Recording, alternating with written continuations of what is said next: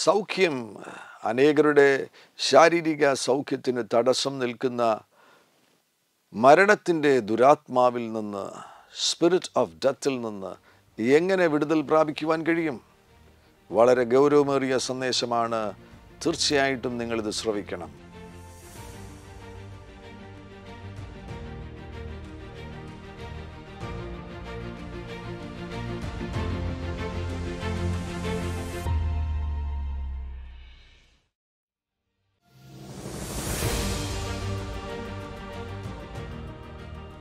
ശാരീരിക രോഗം അനുഭവിക്കുന്ന പലരും അവരുടെ ജീവിതത്തിൽ ഇത് സമാപന നിമിഷങ്ങളാകുന്നു എന്നുള്ള നിഗമനത്തിൽ എത്തിച്ചേരും. ഇനിയും എനിക്ക് മുന്നോട്ട് പോകുവാൻ കഴിയുകയില്ല, ഞാൻ എൻ്റെ ജീവിതത്തിൻ്റെ സമാപന മിനിറ്റുകളിൽ എത്തിച്ചേർന്നിരിക്കുന്നു എന്നുള്ള തീരുമാനത്തിൽ അവർ ജീവിക്കുവാൻ വേണ്ടിയുള്ള ആഗ്രഹം തന്നെ വെടിഞ്ഞുകളയും. അങ്ങനെയുള്ള ചിലരുടെ അനുഭവത്തിൽ നിന്ന് മനസ്സിലാക്കുവാൻ കഴിയുന്നത്, ആ സന്ദർഭത്തിൽ പ്രതീക്ഷ കൈവിടുന്ന ആ സന്ദർഭത്തിൽ അവരെ ആക്രമിക്കുന്ന ഒരു ദുരാത്മാവാണ് സ്പിരിറ്റ് ഓഫ് ഡെത്ത്. ഈ ഭൂമിയിൽ ജനിക്കുന്ന ഒരു മനുഷ്യൻ ഒരു ദിവസം ഈ ലോകത്തോട് യാത്ര പറയേണ്ടത് ആവശ്യമാണ്. ദൈവം തീരുമാനിച്ചിരിക്കുന്ന ഒരു സമയമുണ്ട്. എന്നാൽ സമയത്തിന് മുൻപുള്ള മരണം, പ്രീമച്വർ ഡെത്ത്, അത് ദൈവത്തിൽ നിന്നല്ല. ദൈവജനത്തിൽ നമുക്ക് കാണുവാൻ കഴിയുന്നു. സഭാപ്രസംഗിയുടെ പുസ്തകം അതിൻ്റെ 3-ാമത്തെ അധ്യായം 1-ാമത്തെ വാക്യത്തിൽ എല്ലാറ്റിനും ഒരു സമയമുണ്ട്. ആകാശത്തിന് കീഴുള്ള സകല കാര്യത്തിനും ഒരു കാലമുണ്ട്. ജനിപ്പാനൊരു കാലം, മരിപ്പാനൊരു കാലം. ദൈവം തീരുമാനിച്ചിരിക്കുന്ന ഒരു സമയമുണ്ട്. ഒരാളിനെ ദൈവം ഏൽപ്പിച്ചിരിക്കുന്ന ഭൂമിയിലെ ദൗത്യങ്ങൾ പൂർത്തിയാക്കിയതിന് ശേഷമായിട്ട് ഈ ലോകത്തിൽ നിന്ന് സന്തോഷത്തോടും സമാധാനത്തോടും സംതൃപ്തിയോടും കൂടെ യാത്രയാകുന്ന ഒരു നല്ല സമയമുണ്ട്. ഞാൻ അതിനെക്കുറിച്ചല്ല പറയുന്നത്. മറ്റു ചിലരുടെ ജീവിതത്തിൽ അപ്രതീക്ഷിതമായിട്ട് അവർ ഈ ലോകത്തിൽ നിന്ന് അവരെ ഏൽപ്പിച്ച ദൗത്യങ്ങൾ പൂർത്തിയാക്കിയില്ല എന്ന നിഗമനത്തിൽ നമുക്ക് എത്തേണ്ടതായിട്ട് വരും. അവരെ ഏൽപ്പിച്ചിരിക്കുന്ന ദൗത്യങ്ങൾ പൂർത്തിയാക്കുന്നതിന് മുന്നമേ യാത്രയാകുന്നവരുണ്ട്. എന്നാൽ ദൈവമൊരുക്കിയിരിക്കുന്ന സമയത്തെക്കുറിച്ച് ഇയ്യോബിൻ്റെ പുസ്തകത്തിലും കാണാൻ കഴിയുന്നുണ്ട്. 5-ാമത്തെ അധ്യായം അതിൻ്റെ 26-ാമത്തെ വാക്യത്തിൽ, തക്ക സമയത്ത് കറ്റക്കൂമ്പാരം അടുക്കി വയ്ക്കുന്നത് പോലെ നീ പൂർണ്ണ വാർദ്ധക്യത്തിൽ കല്ലറയിൽ കടക്കും. നീ പൂർണ്ണ വാർദ്ധക്യത്തിൽ കല്ലറയിൽ കടക്കും എന്ന ആ ഭാഗം, ഒരാൾ തൻ്റെ ദൗത്യങ്ങളൊക്കെ പൂർത്തിയാക്കി തനിക്ക് ഇനിയും ഭൂമിയിൽ പ്രത്യേകിച്ച് ഒന്നും ചെയ്യുവാനില്ല, അടുത്ത ലോകത്തിലേക്ക് യേശുവിനോടൊപ്പം അടുത്ത ലോകത്തിലേക്ക് പാർക്കുവാൻ വേണ്ടിയുള്ള ആ നല്ല യാത്ര, തക്ക സമയത്തുള്ള യാത്ര, ദൈവം തീരുമാനിച്ചിരിക്കുന്ന സമയത്തുള്ള യാത്ര. എബ്രായ ലേഖനം 9-ാമത്തെ അധ്യായം 27-ലും കാണുവാൻ കഴിയുന്നു, ഒരിക്കൽ മരിക്കുകയും പിന്നെ ന്യായവിധിയും മനുഷ്യർക്ക് നിയമിച്ചിരിക്കുകയാണ്. അപ്പോൾ ദൈവം നിയമിച്ചിരിക്കുന്ന ഒരു സമയമുണ്ട്. ഒരിക്കൽ മരിക്കുകയും പിന്നെ ന്യായവിധിയും മനുഷ്യർക്ക് നിയമിച്ചിരിക്കുകയാണ്. ദൈവം നിയമിച്ചിരിക്കുന്ന തക്ക സമയത്തുള്ള ആ മരണം, ശുഭകരമാകുന്ന ഈ ഭൂമിയിൽ നിന്നുള്ള അടുത്ത ലോകത്തിലേക്കുള്ള യാത്ര, കർത്താവാകുന്ന യേശു ക്രിസ്തുവിൽ വിശ്വസിച്ച് തങ്ങളുടെ ജീവിതം സമ്പൂർണ്ണമായിട്ട് യേശുവിന് വേണ്ടി സമർപ്പിച്ചവർ, വചനപ്രകാരം ഈ ഭൂമിയിൽ ജീവിച്ചവർ, അവർക്ക് പ്രത്യാശയോടുകൂടെ അടുത്ത ലോകത്തിലേക്ക് പോകുവാൻ കഴിയും. ആ പ്രത്യാശയില്ലാത്ത ആരെങ്കിലും ഈ ശബ്ദം ഇപ്പോൾ കേൾക്കുന്നുണ്ടെങ്കിൽ, നിങ്ങൾ ഇതുവരെയും യേശുവിനെ രക്ഷകനും കർത്താവുമായി സ്വീകരിച്ചിട്ടില്ല എങ്കിൽ ഈ സമയത്ത് തന്നെ നിങ്ങളുടെ ഹൃദയവാതിലുകളെ തുറക്കുക, യേശുവിനെ രക്ഷകനും കർത്താവുമായി സ്വീകരിക്കുക. നിങ്ങളുടെ ഹൃദയത്തിൽ യേശു നാഥനും കർത്താവുമായി വരുമ്പോൾ ഈ നിമിഷം മുതൽ തന്നെ നിത്യതയെക്കുറിച്ചുള്ള വ്യക്തമാകുന്ന പ്രത്യാശയിൽ ഈ ഭൂമിയിൽ ജീവിക്കുവാൻ കഴിയും. ദൈവത്തിൽ നിങ്ങൾ ആശ്രയം വെച്ചിരിക്കുന്നതിനാൽ നിങ്ങൾക്ക് ഉറപ്പിക്കുവാൻ കഴിയും, ഈ ഭൂമിയിലെ ജീവിതത്തിന് ശേഷം അനന്ത ഭാവികാല ജീവിതം യേശുവിനോടുകൂടെ എന്നുമെന്നേക്കും നിങ്ങൾക്ക് ജീവിക്കുവാൻ കഴിയും. യേശുവിനെ രക്ഷകനും കർത്താവുമായി സ്വീകരിക്കുക. എന്നാൽ ഞാൻ ഈ സമയത്ത് നിങ്ങളുമായി പങ്കുവയ്ക്കുന്നത് പ്രീമച്വർ ഡെത്ത്. ഒരിക്കലും പ്രതീക്ഷിക്കാതിരിക്കുന്ന സമയത്ത് ചിലർ അവരെ ഏൽപ്പിച്ചിരിക്കുന്ന ദൗത്യങ്ങൾ പൂർത്തിയാക്കാതെ ഈ ലോകത്തിൽ നിന്ന് മാറ്റപ്പെടുന്നു. ആക്സിഡൻറ്റിൽ പെട്ടെന്ന് ഈ ലോകത്തിൽ നിന്ന് മാറ്റപ്പെടുന്ന യൗവനക്കാർ, ഒരിക്കലും നനച്ചിരിക്കാത്ത സമയത്ത് വൈദ്യശാസ്ത്രത്തിന് സഹായിക്കുവാൻ കഴിയാത്ത രോഗബാധയാൽ ആക്രമിക്കപ്പെടുന്ന മധ്യവയസ്കർ, അവരെയൊക്കെ ആക്രമിക്കുന്ന ഒരു ദുരാത്മാവാണ് മരണത്തിൻ്റെ ദുരാത്മാവ്. അവരുടെ ജീവിതത്തെ ആക്രമിക്കുന്ന സ്പിരിറ്റ് ഓഫ് ഡെത്ത്. യേശു ഈ ഭൂമിയിൽ വന്നത് തന്നെ പിശാചിൻ്റെ പ്രവർത്തികളെ അഴിക്കുവാൻ വേണ്ടിയാണ്, ഇല്ലാതെയാക്കുവാൻ വേണ്ടിയാണ്. 1 യോഹന്നാൻ്റെ ലേഖനം അതിൻ്റെ 3-ാമത്തെ അധ്യായം അതിൻ്റെ 8-ാമത്തെ വാക്യത്തിൽ പിശാചിൻ്റെ പ്രവർത്തികളെ അഴിപ്പാൻ തന്നെ ദൈവപുത്രൻ പ്രത്യക്ഷനായി. യേശുക്രിസ്തു ഈ ഭൂമിയിലേക്ക് വന്നത് എന്തിനാണ്? പിശാചിൻ്റെ പ്രവർത്തികളെ അഴിക്കുവാൻ വേണ്ടിയാണ്. അനേകരെ പിശാച് അവരുടെ ജീവിതത്തിൻ്റെ പുരോഗതിയെ തടയുവാൻ വേണ്ടി അവൻ ശ്രമം നടത്തുന്നു. അതിനൊന്നും ദൈവമക്കൾ വിധേയപ്പെടുത്തേണ്ട കാര്യമില്ല. ഒരു പൈശാചിക സ്വാധീനത്തിനും നിങ്ങളുടെ പുരോഗതിയെ തടയുവാൻ കഴിയത്തില്ല. നിങ്ങൾ ആരാകുന്നു, ക്രിസ്തുവിൽ ആരാകുന്നു എന്നുള്ള വെളിപ്പാടിൽ ഈ ഭൂമിയിൽ ജീവിക്കുകയാണെങ്കിൽ ഒരു പൈശാചിക സ്വാധീനങ്ങൾക്കും നിങ്ങളെ തടയുവാൻ കഴിയത്തില്ല. മറിച്ച് ആ വെളിപ്പാടില്ലാതെ, വചനത്തിൽ ശ്രദ്ധ കേന്ദ്രീകരിക്കാതെ, പിശാച് പറയുന്ന കള്ളങ്ങൾ വിശ്വസിച്ചുകൊണ്ട് പലരും പിശാചിൻ്റെ പ്രവൃത്തികൾക്ക് വിധേയപ്പെടുത്തി കൊടുക്കാറുണ്ട്. അവർ തന്നെ പിശാചിൻ്റെ പ്രവൃത്തികൾക്ക് അവരെ തന്നെ ഏൽപ്പിച്ചു കൊടുക്കുന്നു. അവരുടെ ഉള്ളിൽ ഭയം കയറുന്നു. നാളുകൾ എന്തായിത്തീരും, ആരോഗ്യം എന്തായിത്തീരും എന്നൊക്കെയുള്ള ഭയവും ആകുലതകളും ഒക്കെ ഉള്ളിൽ പ്രവേശിച്ച് അങ്ങനെ അടിമത്തത്തിലേക്ക് പോകുന്നവരുണ്ട്. അവർക്കും സ്വാതന്ത്ര്യം പ്രാപിക്കുവാൻ കഴിയും. ഇപ്പോൾ ഈ സന്ദേശം കേൾക്കുമ്പോൾ തന്നെ നിങ്ങൾ ക്രിസ്തുവിൽ ആരാകുന്നു എന്നുള്ള തിരിച്ചറിവിലേക്കും വെളിപ്പാടിലേക്കും വരികയാണെങ്കിൽ നിങ്ങൾക്ക് യേശുവിൻ നാമത്തിൽ സ്വാതന്ത്ര്യം പ്രാപിപ്പാൻ കഴിയും. പിശാചിൻ്റെ പ്രവൃത്തികൾ, അവൻ നിങ്ങൾക്ക് വിരോധമായി ഒരുക്കിയിരിക്കുന്ന എല്ലാ പ്രവൃത്തികളെയും അഴിക്കുവാൻ വേണ്ടിയാണ് യേശുക്രിസ്തു ഈ ഭൂമിയിൽ വന്നിരിക്കുന്നത്. നിങ്ങളുടെ ശരീരാരോഗ്യത്തിന് വിരോധമായിട്ട് ഇപ്പോൾ ആക്രമണം നടത്തുകയാണ് എങ്കിൽ, ആർക്കും സൗഖ്യമാക്കുവാൻ കഴിയാത്ത ഒരു രോഗബാധ ഇപ്പോൾ നിങ്ങളെ ആക്രമിച്ചിരിക്കുന്നു എങ്കിൽ, അതിൽ നിന്ന് പൂർണ്ണ സ്വാതന്ത്ര്യം പ്രാപിക്കുവാൻ കഴിയും. യേശുവിൻ നാമത്തിൽ പൂർണ്ണ സൗഖ്യം പ്രാപിക്കുവാൻ കഴിയും. ആ സ്പിരിറ്റ് ഓഫ് ഡെത്തിനെ, ആ സ്പിരിറ്റ് ഓഫ് പ്രീമച്വർ ഡെത്തിനെ നിങ്ങൾക്ക് കീഴ്പ്പെടുത്തുവാൻ കഴിയും. കാരണം എബ്രായ ലേഖനത്തിൽ നമുക്ക് വളരെ വ്യക്തമായി കാണുവാൻ കഴിയുന്നുണ്ട്. 2-ാമത്തെ അധ്യായം അതിൻ്റെ 14-ാമത്തെ വാക്യത്തിൽ, മക്കൾ ജഡരക്തങ്ങളോട് കൂടിയവർ ആകകൊണ്ട് യേശുവും അവരെ പോലെ ജഡരക്തങ്ങളോട് കൂടിയവനായി മരണത്തിൻ്റെ അധികാരിയായ പിശാചിനെ തൻ്റെ മരണത്താൽ നീക്കി ജീവപര്യന്തം മരണഭീതിയാൽ അടിമകളായിരുന്നവരെയൊക്കെയും വിടുവിച്ചു. അപ്പോൾ ഈ ഭാഗത്തു നിന്ന് മനുഷ്യരെക്കുറിച്ച് മനസ്സിലാക്കുവാൻ കഴിയുന്നത്, മനുഷ്യർ ജീവപര്യന്തം മരണഭീതിയിൽ ജീവിച്ചവരായിരുന്നു. അവർക്ക് തിരിച്ചറിവുണ്ടാകുന്ന സമയം മുതൽ തന്നെ മരണമെന്നുള്ളൊരു ഭയം അവരെ ആക്രമിച്ചിരുന്നു. മനുഷ്യരാശിയെ മുഴുവൻ ഇന്നും മരണമെന്ന് പറയുന്ന ഒരു ഭയം, ഭയങ്ങളിൽ ഏറ്റവും ഘോരമാകുന്ന ഭയം മനുഷ്യരെ ആക്രമിക്കുന്നു. അങ്ങനെ മരണഭീതിയിൽ അടിമകളായിരുന്നവർ യേശുവിനെ രക്ഷകനും കർത്താവുമായി സ്വീകരിക്കുമ്പോൾ അവർക്ക് ലഭിക്കുന്ന ഏറ്റവും വലിയൊരു മോചനമാണ് മരണഭയത്തിൽ നിന്ന് വിമോചനം പ്രാപിക്കുവാൻ കഴിയും. മരണത്തിൻ്റെ അധികാരിയായ, അന്ന് മരണത്തിൻ്റെ അധികാരിയായിരുന്ന പിശാചിനെ യേശു തൻ്റെ മരണത്താൽ കീഴ്പ്പെടുത്തിയതിനാൽ, കാൽവറി ക്രൂശിൽ യേശു പിശാചിൻ്റെ തലയെ തകർത്തതിനാൽ, മരണത്തിൻ്റെ അധികാരിയായ പിശാചിനെ യേശു കാൽവറി ക്രൂശിൽ തകർത്തതിനാൽ മരണഭീതി കൂടാതെ നമുക്ക് ഈ ഭൂമിയിൽ ജീവിക്കുവാൻ കഴിയും.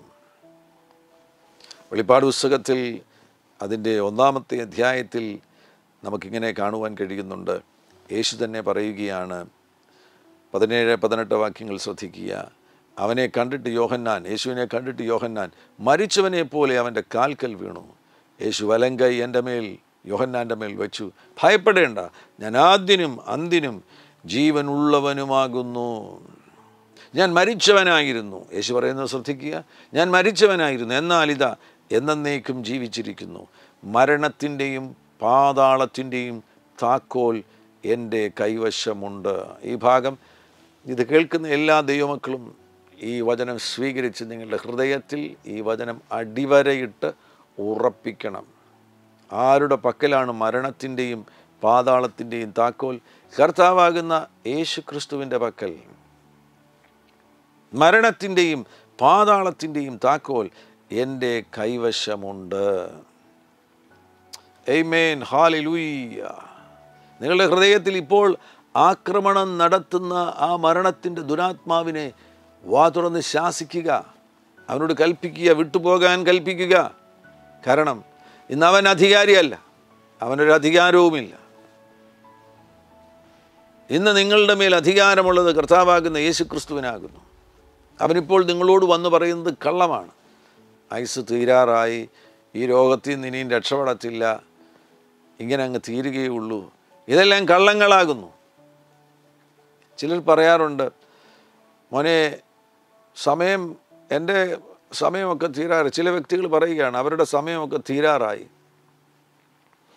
അതുകൊണ്ട് ഈ കാര്യങ്ങളെല്ലാം ഞാൻ നിൻ്റെ പക്കൽ ഏൽപ്പിക്കുകയാണ്. ഒരു കുഴപ്പമില്ലാത്ത നീ എന്തിനാണ് അങ്ങനെ ചിന്തിക്കുകയും പറയുകയും ചെയ്യുന്നത്? നല്ല ആരോഗ്യത്തോടുകൂടി ആയിരിക്കുന്ന നിൻ്റെ ഹൃദയത്തിൽ പെട്ടെന്ന് എന്താണ് അത്തരത്തിലൊരു ചിന്ത? നിൻ്റെ ജീവിതം അവസാനിക്കാറായി, ഉത്തരവാദിത്വങ്ങളൊക്കെ മക്കളെ ഏൽപ്പിക്കുകയാണ്, ഭാര്യയോട് കാര്യങ്ങളൊക്കെ പറയുന്നു, ഇന്ന ഇന്ന കാര്യങ്ങൾ ഇന്ന ഇന്ന സ്ഥലത്തിരിപ്പുണ്ട്. എന്തിനാണ് നീ അത് ചെയ്യുന്നത്? അപ്പോൾ നിനക്ക് ചിന്താമണ്ഡലങ്ങളിൽ ഒരാക്രമണം നേരിടുന്നുണ്ടല്ലോ. അകത്ത് നിനക്കൊരു തോന്നൽ വരുന്നില്ലേ നിൻ്റെ ജീവിതം തീരാറായി എന്ന്? അതൊരു സ്പിരിറ്റ് ഓഫ് ഡെത്തിൻ്റെ ആക്രമണമാണോ? അങ്ങനെയാണെങ്കിൽ യേശു ക്രിസ്തുവിൻ നാമത്തിൽ അതിനെ ശാസിക്കണം. നിന്നെ ഏൽപ്പിച്ചിരിക്കുന്ന ദൗത്യങ്ങൾ പൂർത്തിയാക്കാതെ ഈ ഭൂമിയിൽ നിന്ന് നീ മാറ്റപ്പെടുവാൻ ആഗ്രഹിക്കരുത്. നിന്റെ ഹൃദയത്തിൽ വന്നിരിക്കുന്ന ആഗ്രഹം. ചിലർ പറയാറുണ്ട്, അവരെ അങ്ങ് വിളിക്കണമേ, കർത്താവിനോട് പറയും, കർത്താവേ വിളിക്കണേ എന്നവർ പറയാറുണ്ട്. നല്ല വിശ്വാസമുള്ളവരാണ്, നല്ല പ്രാർത്ഥനാ ജീവിതമുള്ളവരാണ്. എന്നാൽ ജീവിതത്തിൽ ഭയങ്കരമാകുന്ന പ്രശ്നങ്ങൾ, ഒത്തിരി സംഘർഷങ്ങൾ വന്നിരിക്കുന്നു. ആ സംഘർഷങ്ങളെല്ലാം വന്നിരിക്കുന്നത് കൊണ്ട് ജീവിതം മടുത്തിട്ട് അവർ മരിക്കാൻ ആഗ്രഹിക്കുകയാണ്. അവർ മരിക്കാൻ ആഗ്രഹിക്കുമ്പോൾ തന്നെ അതൊരു ഇൻവിറ്റേഷനാണ്. Spirit of ഡെത്തിനൊരു ഇൻവിറ്റേഷനാണ്. 91-ാം സങ്കീർത്തനത്തിലെ വാക്യം നിങ്ങൾക്കറിയത്തില്ല, അവൻ ദീർഘായുസ് കൊണ്ട് നിങ്ങൾക്ക് തൃപ്തി വരുത്തുന്ന ദൈവമാകുന്നു. ദീർഘായുസ് കൊണ്ട് തൃപ്തി വരുത്തുന്ന ദൈവമാകുന്നു. ഞാനതിനെ എൻ്റെ അമ്മയുടെ അനുഭവമായുള്ള ബന്ധത്തിൽ വിശദീകരിക്കാറുണ്ട്. കർത്താവ് നമുക്ക് ദീർഘായുസ് കൊണ്ട് തൃപ്തി വരുത്തും. അതിൻ്റെ ഒരു നല്ല ഉദാഹരണം, എൻ്റെ അമ്മ 88 വയസ്സുള്ള സമയത്ത്, 88-ാം വയസ്സിലാണ് നിത്യതയിലേക്ക് പ്രവേശിച്ചത്. 88-ാമത്തെ വയസ്സിൽ മക്കളെ കണ്ടു, കൊച്ചുമക്കളെ കണ്ടു, കൊച്ചുമക്കളുടെ മക്കളെ കണ്ടു. അങ്ങനെയൊക്കെയുള്ള ഭാഗ്യം ലഭിച്ചു. 88-ാം വയസ്സിൽ കിടക്കയിലായിരുന്നപ്പോൾ വീണ്ടും ആയുസ് കൂടുതൽ ലഭിക്കട്ടെ എന്നുള്ള ആഗ്രഹത്തോടുകൂടെ ഞാൻ മമ്മിയോട് പറഞ്ഞു, മമ്മിയുടെ കൊച്ചുമകൾ അമേരിക്കയിൽ നിന്ന് വരുന്നുണ്ട്, അവൾ കുഞ്ഞുമായിട്ടാണ് വരുന്നത്, ആ കുഞ്ഞിനെ കാണണ്ടേ. മറ്റൊരു കൊച്ചുമകൻ അമേരിക്കയിലുള്ള സ്റ്റെറ്റ്സൺ, ആ മോൻ വരുന്നുണ്ട്, ആ മോനെ കാണണ്ടേ. പ്രതീക്ഷ കൊടുക്കാൻ വേണ്ടിയാണ് ഞാനിത് പറയുന്നത്. അപ്പോൾ എൻ്റെ അമ്മ, 88 വയസ്സുള്ള എൻ്റെ അമ്മ പറയുകയാണ്, എനിക്കാരെയും കാണണ്ട, എനിക്കിനി എൻ്റെ യേശുവിനെ മാത്രം കണ്ടാൽ മതി. ദീർഘായുസ് കൊണ്ട് ഞാൻ നിനക്ക് തൃപ്തി വരുത്തുമെന്ന് ദൈവം പറഞ്ഞത് ഞാൻ എൻ്റെ കണ്ണിൻ്റെ മുൻപിൽ കണ്ടു. എൻ്റെ അമ്മയ്ക്ക് തൃപ്തിയായി. ഈ ഭൂമിയിൽ ജീവിച്ചു, എല്ലാവരെയും കണ്ടു. ആ അവസാന സമയമായപ്പോൾ അമ്മ പറഞ്ഞു, ഇനി എനിക്ക് ആരെയും കാണണ്ട മോനെ, ഇനി എനിക്ക് യേശുപ്പച്ചനെ മാത്രം കണ്ടാൽ മതി. അത് കൃത്യമായിട്ടും ഇയ്യോബിൻ്റെ പുസ്തകത്തിൽ നമ്മൾ ആദ്യം വായിച്ച വാക്യം അതൊരിക്കൽ കൂടി ഞാൻ വായിക്കുകയാണ്. ഇയ്യോബിൻ്റെ പുസ്തകം അതിൻ്റെ 5-ാമത്തെ അധ്യായം 26 വാക്യം, തക്ക സമയത്ത് കറ്റക്കൂമ്പാരം അടുക്കി വയ്ക്കുന്നത് പോലെ നീ പൂർണ്ണ വാർദ്ധക്യത്തിൽ കല്ലറയിൽ കടക്കും. നീ പൂർണ്ണ വാർദ്ധക്യത്തിൽ കല്ലറയിൽ കടക്കും, അടുക്കി വയ്ക്കുന്നത് പോലെ. അപ്പോൾ ജീവിതത്തിൽ കൃത്യമായിട്ടൊരു ഓർഡറുണ്ട്, ക്രമത്തിൽ എല്ലാ കാര്യങ്ങളും പൂർത്തിയാക്കി തക്ക സമയത്ത് പൂർണ്ണ വാർദ്ധക്യത്തിൽ കല്ലറയിൽ കിടക്കും. ദൗത്യങ്ങൾ പൂർത്തിയാക്കി. ഇവിടെ പൂർണ്ണ വാർദ്ധക്യം എന്ന് പറയുമ്പോൾ 100 വയസ്സ് 120 വയസ്സ് വരെ ജീവിച്ചിരിക്കുന്നത് വളരെ നല്ല കാര്യമാണ്. എന്നാൽ അതിനേക്കാൾ ഉപരിയായിട്ട് ദൈവം ഏൽപ്പിച്ചിരിക്കുന്ന ദൗത്യങ്ങളെല്ലാം പൂർത്തിയാക്കി തൃപ്തി വരുന്നൊരു സമയമുണ്ട്. 88 വയസ്സുള്ള എൻ്റെ അമ്മയ്ക്ക് തൃപ്തി വന്നു.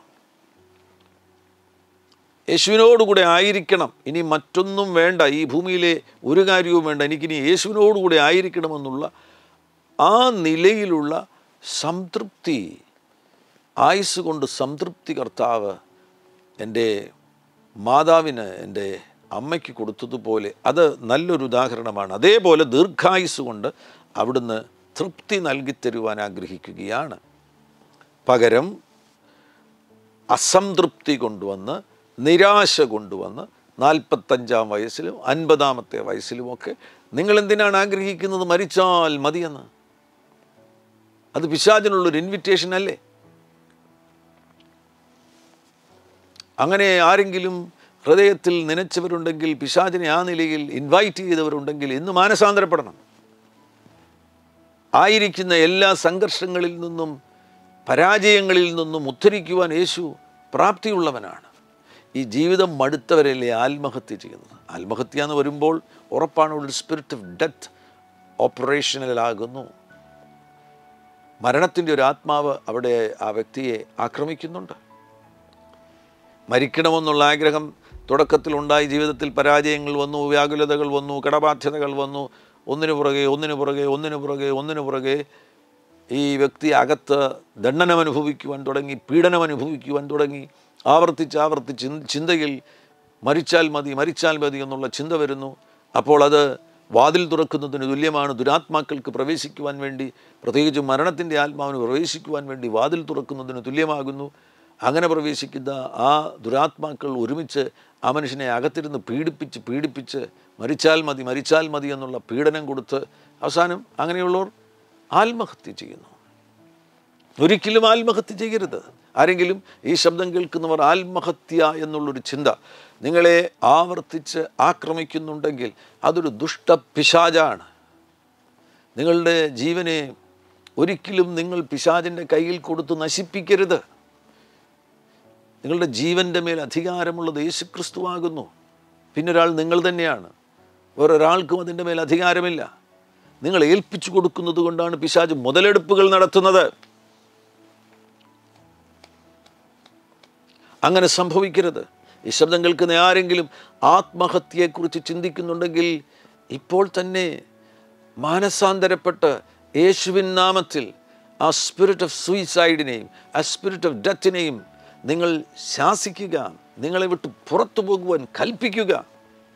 നിങ്ങളത് യേശുവിൻ നാമത്തിൽ കൽപ്പിക്കുകയാണെങ്കിൽ അവയ്ക്ക് പിന്നെ പിടിച്ചു നിൽക്കാൻ കഴിയത്തില്ല. നിങ്ങളുടെ അനുവാദമില്ലാതെ അതിനുള്ളിൽ പ്രവേശിക്കുവാനോ അതിന് നിങ്ങളിൽ പ്രവർത്തിക്കുവാനോ കഴിയുകയില്ല. നിങ്ങൾ ഇപ്പോൾ പറയുക യേശുവിൻ നാമത്തിൽ വിട്ടുപോവുക എന്ന് പറഞ്ഞു കഴിഞ്ഞാൽ അത് പോയിരിക്കും.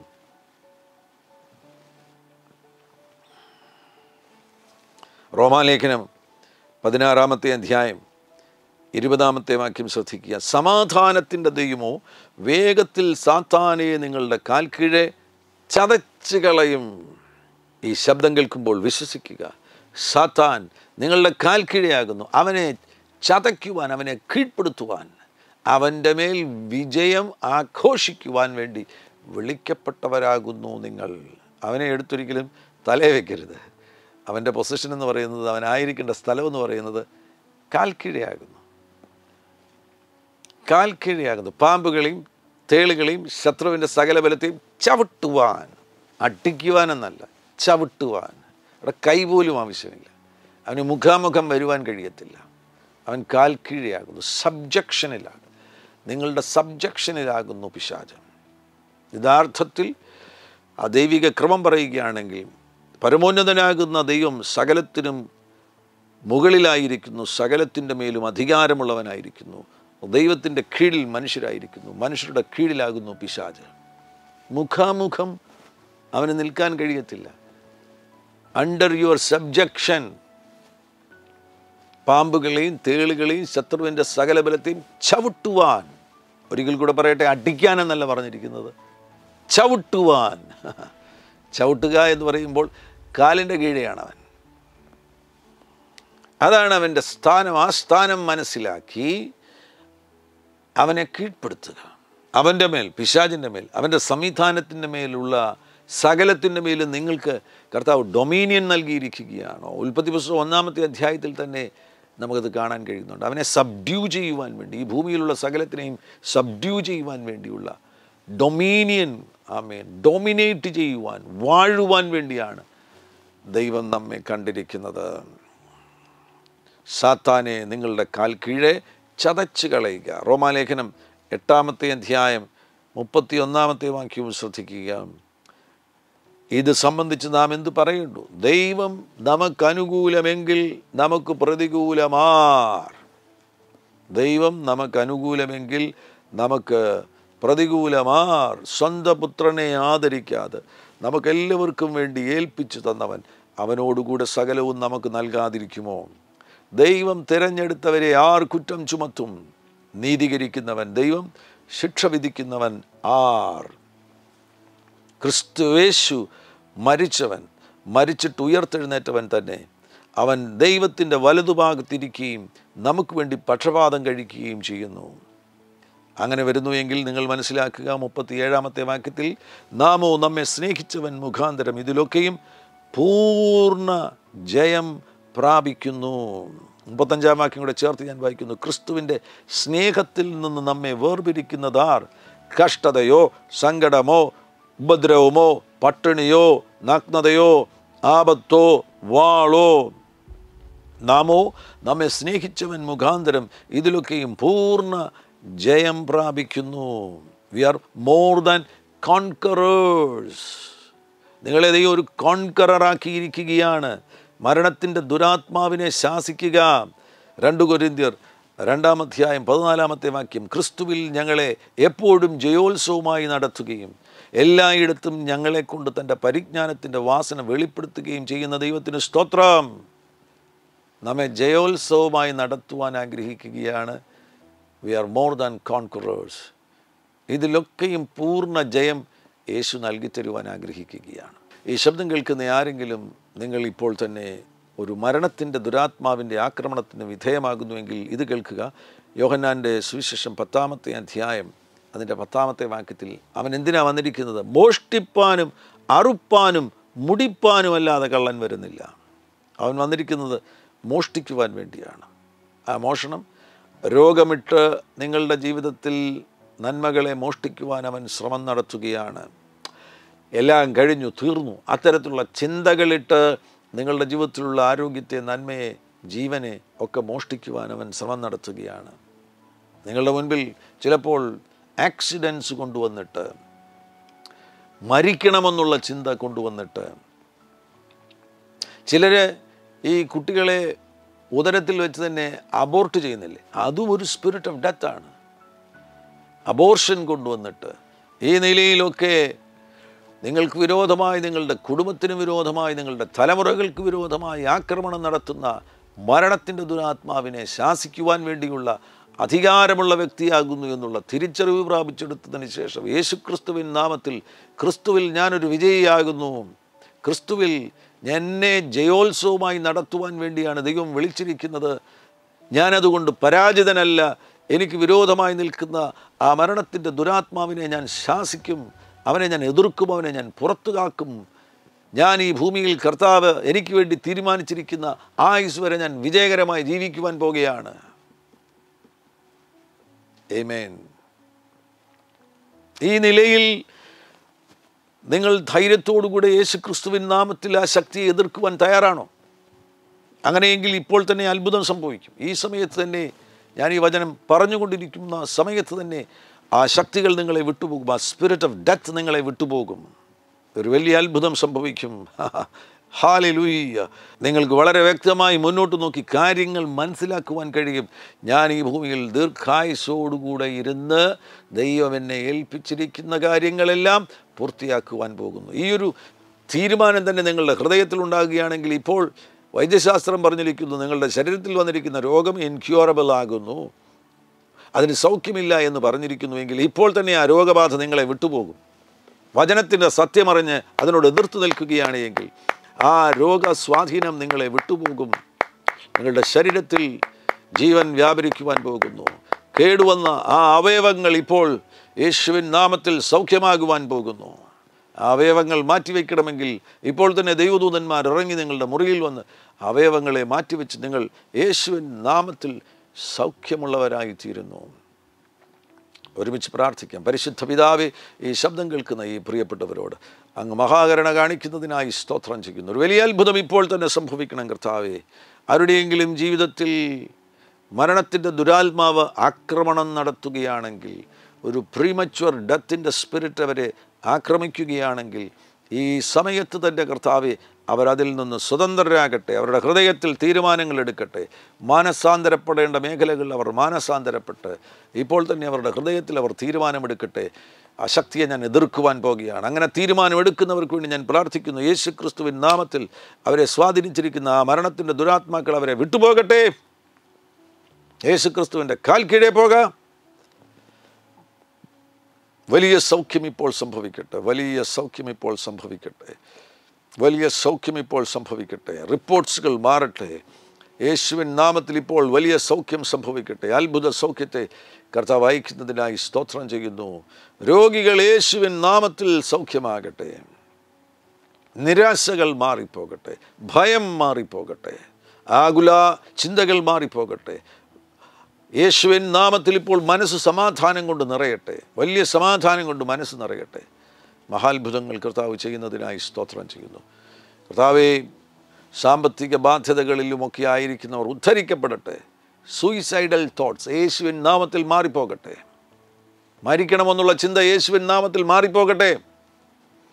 മഹാത്ഭുതങ്ങൾ കർത്താവ് ചെയ്യുന്നതിനായി സ്തോത്രം. ഒരു വലിയ ഉദ്ധാരണത്തെ അങ്ങ് അയച്ചിരിക്കുന്നതിനായി സ്തോത്രം ചെയ്യുന്നു. യേശുവിൻ നാമത്തിൽ തന്നെ. ആമേൻ. ഹല്ലേലൂയ. ആഘോഷിക്കുക. ജയോത്സവമായി യേശു നിങ്ങളെ നടത്തുവാൻ പോകുന്നു. എല്ലാ ദിവസവും പ്രഭാതത്തിൽ വാട്സാപ്പിൽ ഒരു സന്ദേശം ഞങ്ങൾ അയക്കുന്നുണ്ട്. അത് നിങ്ങൾക്ക് ലഭിക്കണമെന്ന് ആഗ്രഹമുണ്ടെങ്കിൽ സ്ക്രീനിൽ കാണുന്ന നമ്പറിൽ ഒരു മെസ്സേജ് അയയ്ക്കുക. എല്ലാ ദിവസവും 4 മണിക്ക് early morning 4 AM tongues prayer ഉണ്ട്. അതിന് ജോയിൻ ചെയ്യുക. എല്ലാ ബുധനാഴ്ചയും നൈറ്റ് പ്രെയർ ഉണ്ട്. ബുധനാഴ്ച രാത്രി 11 മണിക്ക് സ്ക്രീനിൽ കാണുന്ന ആ മീറ്റിംഗ് ഐഡിയിൽ നിങ്ങൾ ജോയിൻ ചെയ്യുക. ഈ സന്ദേശം എല്ലാവർക്കും നിങ്ങൾ ഷെയർ ചെയ്യണം. വളരെ ഗൗരവമേറിയ സന്ദേശമാണ്. ജീവിതത്തിൽ പ്രതീക്ഷ നഷ്ടപ്പെട്ട് വളരെ ഗുരുതരമാകുന്ന രോഗബാധയിലൊക്കെ ആയിരിക്കുന്നവരുണ്ടെങ്കിൽ ഈ സന്ദേശം അവർക്ക് നിങ്ങൾ ഷെയർ ചെയ്യണം. മാത്രമല്ല, ഞങ്ങളുടെ ഈ ചാനൽ സബ്സ്ക്രൈബ് ചെയ്യുക. ജീസസ് റെയിൻസ് റേഡിയോ ആ ആപ്പ് ഇതുവരെയും ഡൗൺലോഡ് ചെയ്തിട്ടില്ല എങ്കിൽ നിങ്ങൾ പ്ലേ സ്റ്റോറിലേക്ക് പോകുക, ആപ്പ് സ്റ്റോറിലേക്ക് പോകുക. ജീസസ് റെയിൻസ് റേഡിയോ എന്ന് ടൈപ്പ് ചെയ്യുക, സെർച്ച് കൊടുക്കുക, ആപ്പ് ഡൗൺലോഡ് ചെയ്യുക. 24 മണിക്കൂറും നിങ്ങൾക്ക് ദൈവവചനം ശ്രവിക്കുവാൻ കഴിയും. 10 ദിവസം നീണ്ടു നിൽക്കുന്ന ഒരു റിവൈവൽ സ്കൂള് കേരളത്തിൽ വെച്ച് നടക്കുന്നു. ദൈവിക ശുശ്രൂഷയിൽ പ്രയോജനപ്പെടണമെന്ന് നിങ്ങൾക്ക് ആഗ്രഹമുണ്ടെങ്കിൽ നിങ്ങൾക്ക് സ്ക്രീനിൽ കാണുന്ന നമ്പറിൽ ബന്ധപ്പെടുവാൻ കഴിയും. കർത്താവാകുന്ന യേശു നിങ്ങളുടെ കൂടെ ഇരിക്കട്ടെ. സമൃദ്ധിയായ ജീവൻ കൊണ്ട് അവിടുന്ന് നിങ്ങളെ നിറയ്ക്കട്ടെ. God bless you. ആമേൻ.